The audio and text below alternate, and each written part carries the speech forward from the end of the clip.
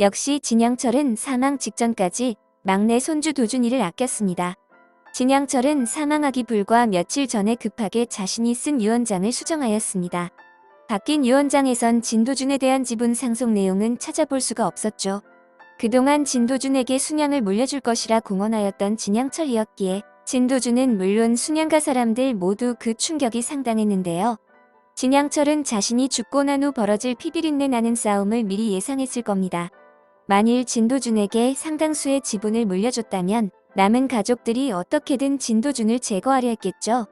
따라서 진양철은 진도준에게 눈에 보이는 지분을 주는 대신 눈에 보이지 않는 선물을 준 것으로 보입니다. 14회 예고편에서 이양재는 진도준에게 회장님의 유산이라면서 서류봉투 하나를 건넵니다. 과연 진양철이 남긴 이 마지막 유산은 무엇일까요?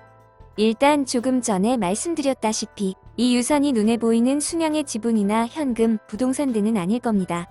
눈에 보인다는 건 결국 도준이가 무언가를 얻었다는 걸 들킨다는 것이고, 그렇다면 결국 순양가 사람들의 공격 대상이 되기 때문이죠. 결국 진양철은 남들의 눈을 피해줄 수 있는 것, 즉 자신이 해외 쪽으로 조성해둔 비자금을 선물로 준 것으로 보여집니다. 그런데 이 비자금 안이 뭔가 떠오르는 것이 있죠. 바로 지난 1회 방송에서 나왔던 비자금인데요. 잠시 1회로 돌아가 보면 순양의 미래자산관리팀장 윤현우는 서류 창고에서 해외에 숨겨진 비자금 서류를 하나 찾게 됩니다. 마이크로 프로젝트란 이름으로 시작하는 이 서류에는 순양 마이크로라는 페이퍼 컴퍼니의 비자금을 조성한 여러 내역들이 담겨 있었습니다.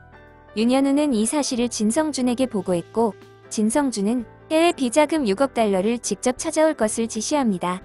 결국 윤현우는 비자금을 찾는 데는 성공했지만 누군가의 사주로 인해 해외에서 죽임을 당하게 되죠. 윤현우가 죽임을 당하면서 진도준으로 환생한 이 과정과 연관지어 볼 때 당시 윤현우가 찾은 이 마이크로 프로젝트가 진양철이 진도준에게 준 유산이 아닐까 생각됩니다. 즉, 윤현우를 사망하게 만든 이 순양 마이크로가 2회차 인생 진도준에겐 기회가 되는 것이죠.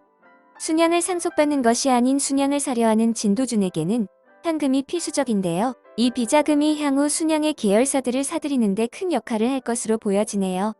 또한 지난 1회 6억 달러 비자금을 찾는 과정에서 강조돼서 나왔던 윤현우의 사인인 HW가 14회 예고편에서 오랜만에 등장하였습니다. 다시 등장한 사인 역시 이 6억 달러 비자금과 진도준이 연관될 것이라는 복선이 되지 않을까 생각되네요. 여러분들은 진양철이 남긴 마지막 유산이 무엇이라고 생각하시나요? 다양한 의견 댓글로 남겨주세요. 그럼 저는 다음 리뷰로 다시 찾아뵙겠습니다. 구독과 좋아요 꼭꼭 눌러주세요.